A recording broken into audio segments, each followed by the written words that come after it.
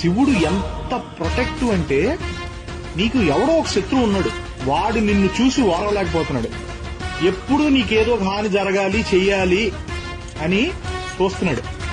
నువ్వేమో రోజు శంకరుని పూజిస్తావు. శివుడు ఏమంటాడు తెలుసా అప్పుడు?